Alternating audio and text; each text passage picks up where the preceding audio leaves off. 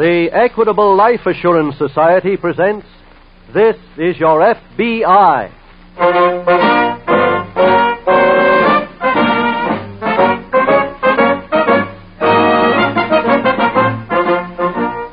This is Your F.B.I., the official broadcast from the files of the Federal Bureau of Investigation, presented as a public service by the Equitable Life Assurance Society of the United States and the Equitable Society's representative in your community.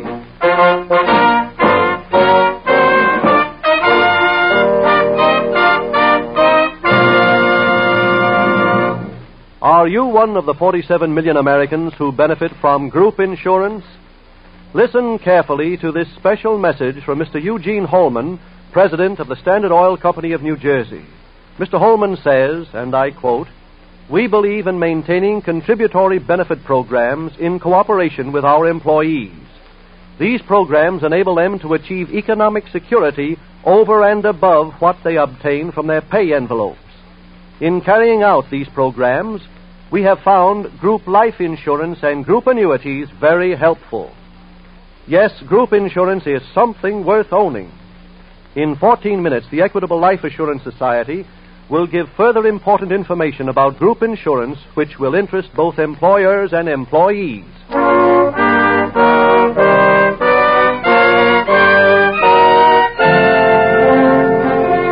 Tonight's FBI file, The Return of the Killer.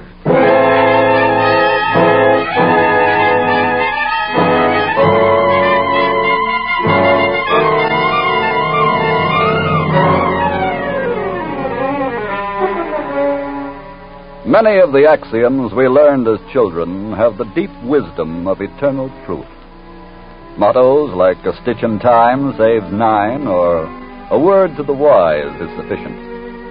But there are some catchphrases that we still repeat that bear not one whit of proof. A catchphrase like the one which goes, "There is honor among thieves." There is no honor, no loyalty among criminals. For honor and loyalty are qualities which the criminal mind does not quite grasp. Honor and loyalty, you understand, do not show any immediate profit, and the criminal, greedy and hate-filled, regards his fellow men in one of two ways. To the criminal, you, the stranger, are either a potential partner in crime, or you are a potential victim.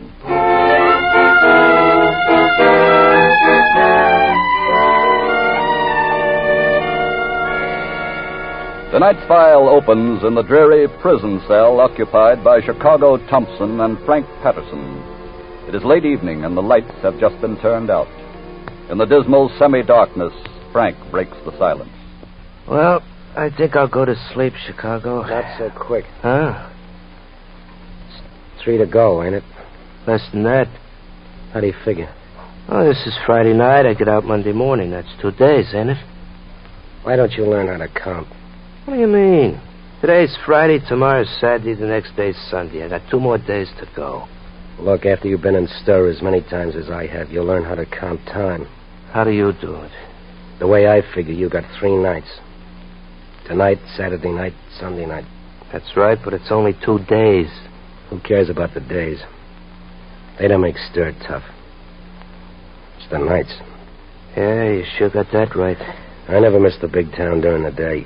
Why should you? You was probably sleeping all day. Yeah, I was. But at night, I was the head man at night. I used to go to a joint called the Moonbeam Club every night. With my girl. What's her name again?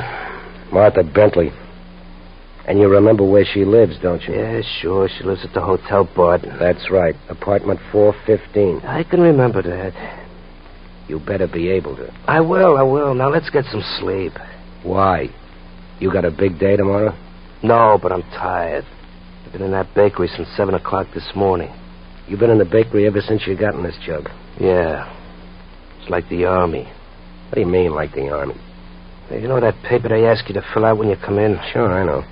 Well, one of them questions was name your favorite hobby. I remember. So I thought I'd be a wise guy, and I answered counting dough, so they stuck me in a bakery. That's a good one. Yeah, big joke. Well, starting Monday, you don't have to make bread anymore. In fact, starting Monday, you don't even have to eat it. It's all right with me if I don't even have to see it. Now, is it all right if I go to sleep? Okay. Hey, Frank. What do you want now? You remember what you got to tell Miss Bentley? Yeah. I tell her that Monday night she should open a safe deposit box. That's right. You remember the rest of it? Yeah, don't worry. I'll be there. Okay. Now you can go to sleep. Thanks.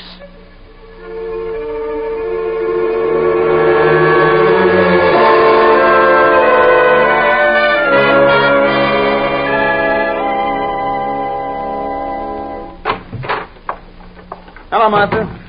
Well, where have you been, buddy? Take it easy, kid. You don't have to yell. I'm right here. Well, where have you been all day? Been out collecting some money for it. That all right? Listen, a guy named Frank Patterson came to see me this morning.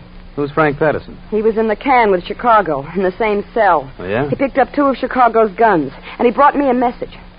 Chicago said for me to open the safe deposit box Monday night. What safe deposit box? That was a code Chicago and I had. It means that he's breaking out of that joint tonight. What? That's right, he's being sprung tonight. What time? Patterson was supposed to meet him at Maywood Junction at 10 o'clock, inside the main entrance to the cemetery. 10 o'clock. It's 5 minutes to 10 now. Well, I've been trying to get you all day. Well, it's too late to call a warden. What'd you say? I said it's too late to call a warden. Trying to figure some way to stop Chicago. If he comes back here and finds out you're not his girl anymore, he's liable to use one of those guns. Yeah.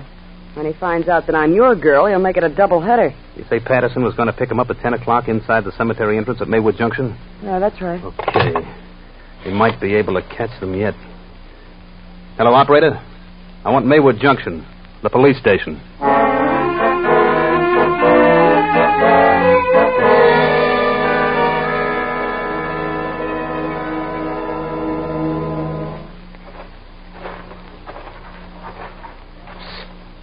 Is that you, Chicago? Yeah. Where's the card? Follow me.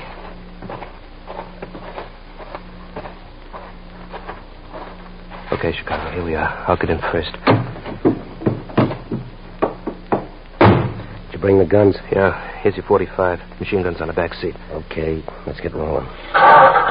Before we start, where are we going? Let's get to a telephone. I want to call Martha. Ain't that a little dangerous? Martha knows the coppers might be tapping the phone. She won't call me by my right name. Oh. Where do we go after the phone call? That depends on what she says. Okay.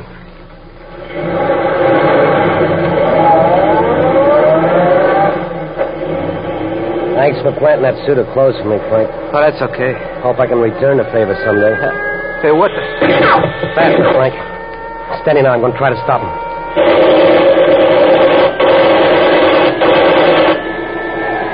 Well, I got the cop that was driving. What happened to them? Sounded like they hit something. They did. They hit another car. The one that passed us going the other way. Both of them turned over. I'd just as soon not come that close again. Don't worry about a thing, Frank. Not while I got little Betsy here and some bullets. I love to kill cops. Hey, Chicago. Come on. Them cops didn't ask no questions. They just started shooting. You suppose they knew it was us coming out of the cemetery? I don't know, but I'd sure love to find out.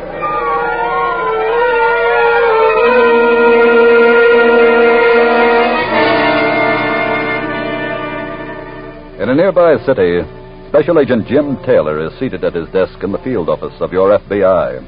Special Agent Dave Johnson, who has just been assigned to work with Taylor, is entering Jim's office. Oh, hello, Dave. Hi, Jim. Boss just called and told me we were working together. Yes. Do you have any dope on the case? Yes, it's right here. Chicago Thompson escaped from the state penitentiary an hour ago. Oh? We've had a detainer against him for years. How'd he get out? Any dope on that? We're not sure. But the only vehicle that went out of the prison last night between 8 o'clock, when Thompson was last seen in his cell, and 10 o'clock, when the police got a tip that he'd escaped, was a garbage truck. He got out in that, huh? Looks like it. Either in a barrel or hanging on the bottom of the truck. You say a tip came in that he escaped? That's right. About 9:55, the Maywood Junction police got a call telling them that Thompson had escaped and that he was going to meet a man named Frank Patterson at the Maywood Cemetery gate at 10. Well, that didn't give him much time to work. No, it didn't. They sent the only 2 men who were on duty out in a squad car. They missed him, huh? No. Thompson had a submachine gun. He shot the officer who was driving the squad car, and the car crashed. Thompson got away. What happened to the other officer? I was over at the hospital to see him. Get anything? Yes. Patterson was driving a black Buick convertible, license plates 9J5347. Who are those plates assigned to? I don't know yet. I've got an alarm out on the car, and I've got the license bureau checking the plates. We should be hearing from them any minute.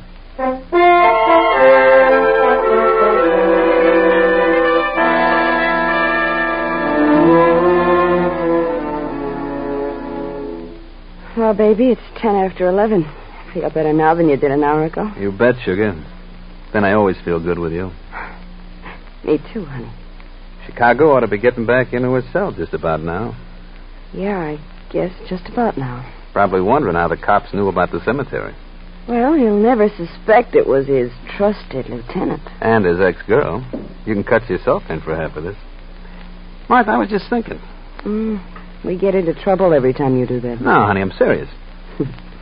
What's on your mind? Why don't we go out, pick up a couple of bottles of champagne, and come back here and celebrate? Okay.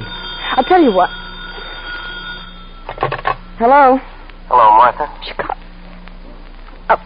Hello, Morton. Gee, baby, I've missed you. Oh, I've missed you too, Morton. It's always half-past lonesome without you. Where are you? I'm out on Route 30, about 15 miles from town. I'm in a restaurant with Frank. You want me to come out there? No, I don't want to stay here too long. Where can I meet you? At the cabin near Oak Park. I'll be there in about 2 hours. Okay, honey, I'll be there. That was Chicago. I know. What'd he say? Wants to meet me. Where? The cabin near Oak Park. The address says 97 Oak Park Lane, isn't it? Yeah. Cheer up, honey. Buddy, he'll murder both of us. He ain't gonna murder nobody. I'm gonna make another phone call, and don't worry, those coppers ain't gonna miss this time.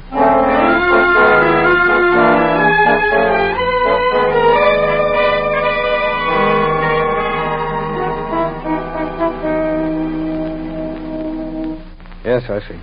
Well, thanks for your help. Goodbye.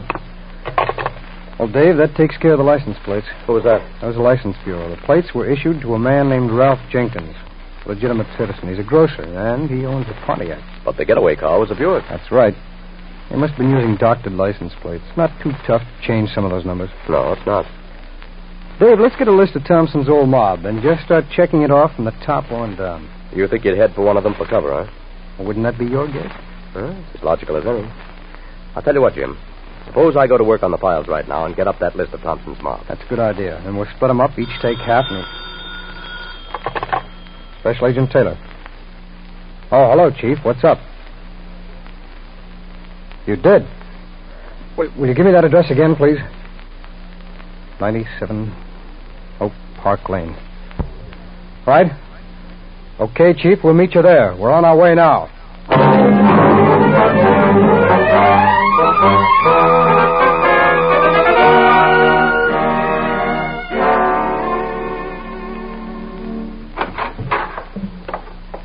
Sit down for a couple of minutes, honey, while I get some glasses. Then we can start some serious drinking. Okay, I guess they must have picked up Chicago by now. Oh, sure. Like I said, the cops ain't gonna miss 2 shots at him. Hey, when we finish these 2 bottles, let's go out somewhere, huh? Why not? It's a special occasion. What about the Moonbeam Club? Yeah, let's go there. It'll kind of make the whole thing seem real. What do you mean? The last time I was at the Moonbeam was with Chicago. Oh? It's my birthday. We really got mauled. Now I'm going there with you. Ain't it too bad you ain't gonna have any more birthdays? Chicago, where have you been? Been in the bedroom listening. Oh, what a nice pair of double crosses you two are. Chicago, you got me all wrong. You move in on my rackets, you move in on my apartment, you move in on my girl. Chicago, Shut I was... up. Chicago, what about the cabin? I was just... I sent Patterson to the cabin. I came in here to pick up the keys to my safe deposit boxes. I noticed a lot of buddies closed. I decided to wait till you come in. Look, Chicago, I told was... you to shut up. I called Patterson at the cabin. The cops were closing in on him out there. Too bad about you, too. Now you know what's going to happen, don't you? Chicago, put away that gun. Why? Because you forget that all those safe deposit boxes, the one in Cleveland and in Buffalo and the one in Detroit, they're all in my name. So what? So unless I sign my signature, you can throw those keys away. And I can't write my name if I'm dead. You don't want to throw all that money away, do you, Chicago? Okay, you can stay alive until I get the money. Look, Chicago, I never... Shut up. I told you to shut up twice and you didn't listen. Maybe this will shut you up. Well, there goes your boyfriend. Now, come on, let's get my money.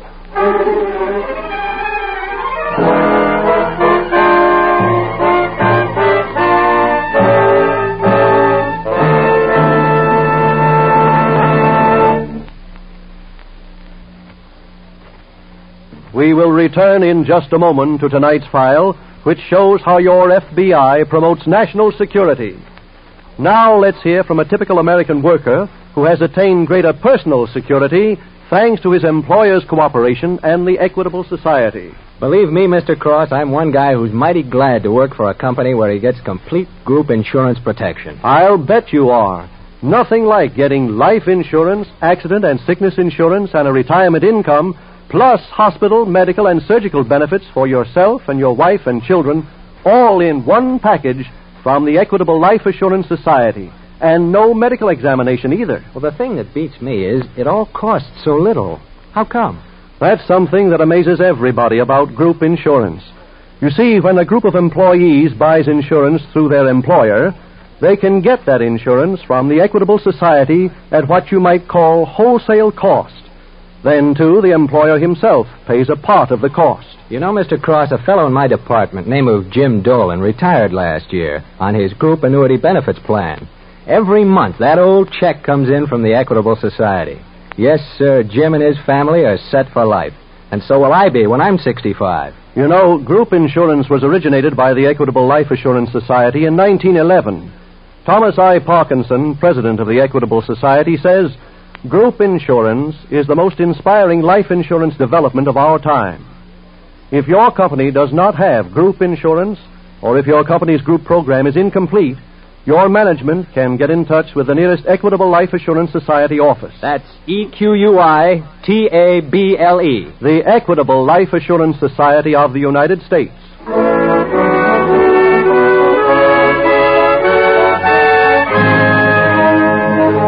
And now, back to the FBI file, The Return of the Killer.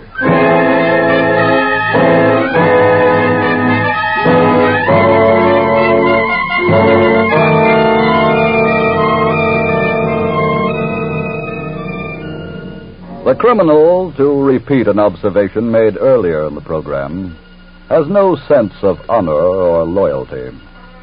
But there is one quality which every criminal does possess. A quality without which it would be impossible for him to be a true criminal. That inevitable characteristic of everyone who makes a career of living beyond the law is ego. Without his delusions of bravery, of self-importance, and of grandeur, the criminal would be a cringing mediocrity.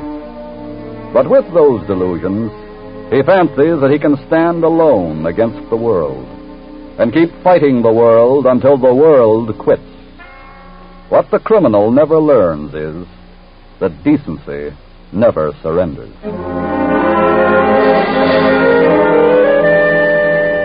Tonight's file continues in the Midtown apartment of Chicago Thompson, the apartment taken over by Buddy White. Now, Special Agents Jim Taylor and Dave Johnson are finished examining Buddy White's body. Well, I guess there isn't much else we can find out from the body. No, not until the lab gives us a report on the bullets that killed him. Yes, they might match some in the unidentified ammunition file. The elevator man was pretty sure of his identification, huh? Yes, especially when I showed him a picture of Chicago. But why didn't the elevator man notify the police when Chicago came in? Oh, he didn't know it was Chicago. He's only been working here a couple of months. How did Chicago get in the apartment? Well, they must have had a key. Remember, this was his apartment. Oh, that's right, so it was. Dave, what about the other man? The doorman? Mm-hmm. He didn't know a thing, huh? No, he says he didn't see Chicago. He's been here long enough to know him. And he says he's positive that if Chicago was here, he came and went by the back entrance. Well, could be. Well, what do we do now, Jim? Well, let's move on to the next name on the list. Maybe Chicago will be calling on some more of his old friends.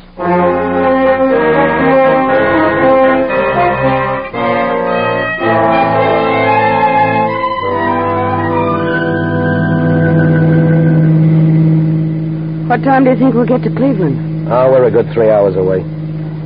That'll get us there about 4 in the morning. Yeah, about then. The banks don't open till 9. I can wait.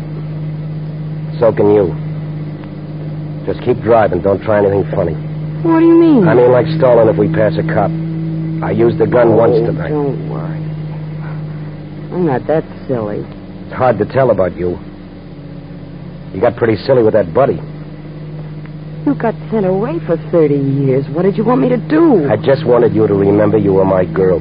But a girl's got to live, Chicago. 30 years is a long time. I told you I wasn't going to be gone no 30 years. Oh, I know. Forget it. It's over now. Chicago, I'll make a deal with you. No dice. Don't you want to hear my deal? No. You're not in any position to be making a deal. Just drive. Okay, dear. Cut it. Don't dare a honey me. You got a chance to live without that. I have? Yeah. After I get my dough out of that last box, I might let you go. I'm not sure yet. Maybe I'll let you go. Maybe I'll knock you off. We'll see.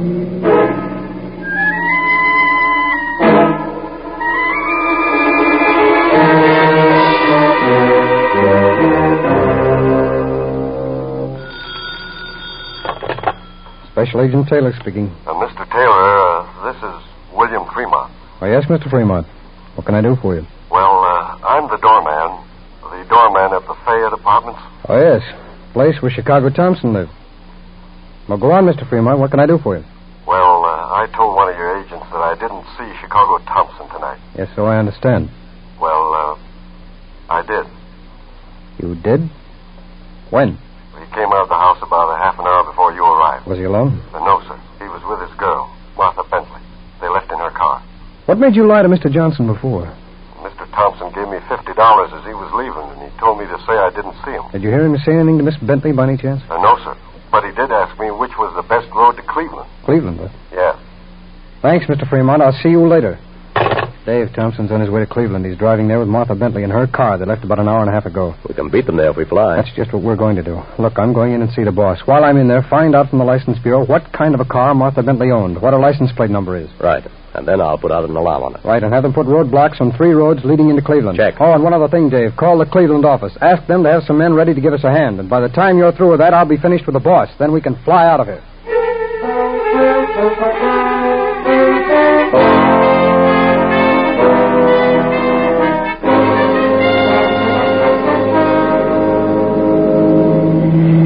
Sure got a lot of trees along this road, Chicago. Yeah. Guy could hide out in these woods for a month if he had to. You won't have to. No. Did you make up your mind yet about me? About knocking you off? Yeah. Just about. What'd you decide? I'll let you know later. When? After I get my hands on my dough.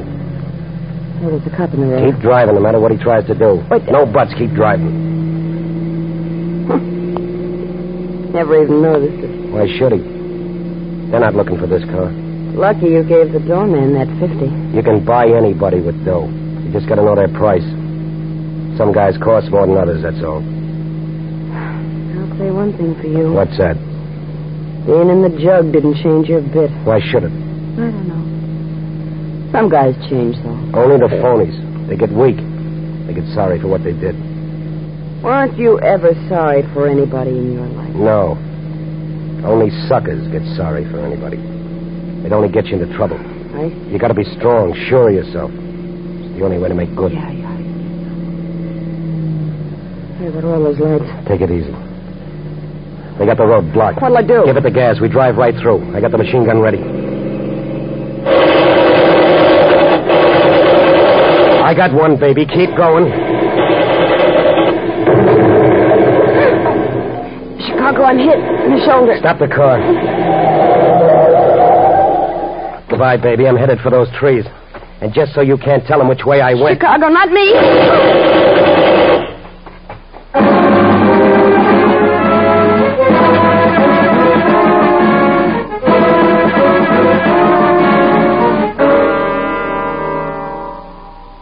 Better come out of there, Thompson.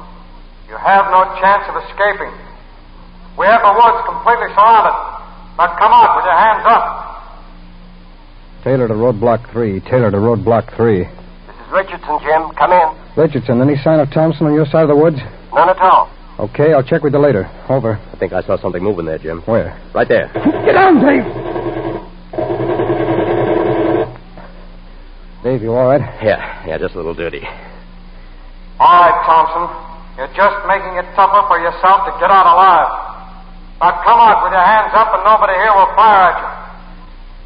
You have no chance of escaping. The woods are completely surrounded. Come out with your hands up. Here he goes, Jim, across the road over there.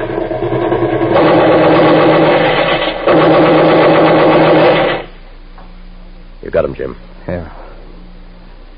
I'm almost sorry. What? I'm almost sorry I killed him.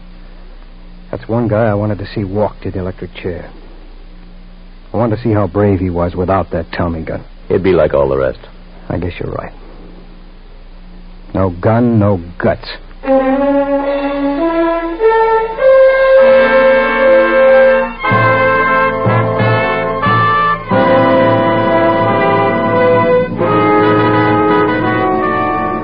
His accomplices dead, Frank Patterson was tried and convicted of aiding a prisoner to escape and was sentenced to the penitentiary for a long term.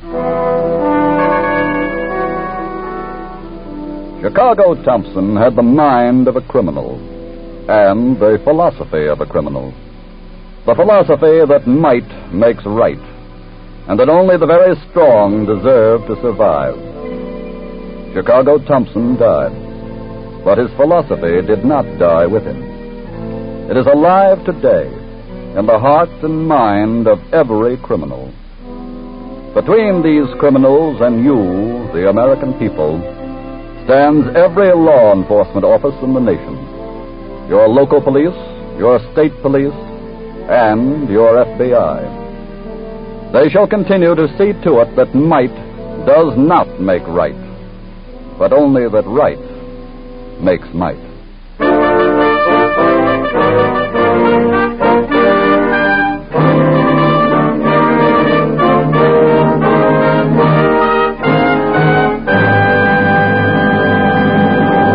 In just a moment, we'll tell you about next week's exciting case from the official files of your F.B.I.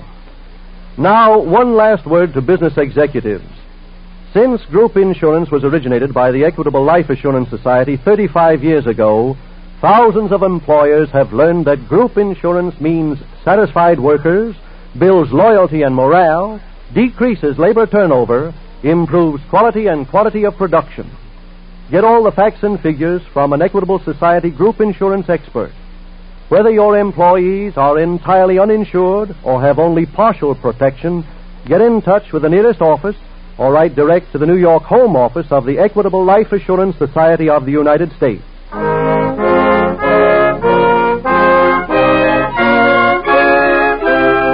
Next week, we will bring you another colorful story from the files of the Federal Bureau of Investigation. Danger in the Jury Box. The incidents used in tonight's Equitable Life Assurance Society's broadcast are adapted from the files of the Federal Bureau of Investigation. However, all names used are fictitious, and any similarity thereof to the names of persons living or dead is accidental. Tonight's broadcast was directed by William M. Sweet. The music was composed and conducted by Frederick Steiner. The author was Jerry D. Lewis, and your narrator was Dean Carlton. This is Your F.B.I. is a Jerry Devine production. This is Milton Cross speaking for the Equitable Life Assurance Society of the United States and the Equitable Society's representative in your community, and inviting you to tune in again next week at this same time when the Equitable Life Assurance Society of the United States will bring you another thrilling story from the files of the Federal Bureau of Investigation, Danger in the Jury Box, on This is Your F.B.I. This is ABC, the American Broadcasting Company.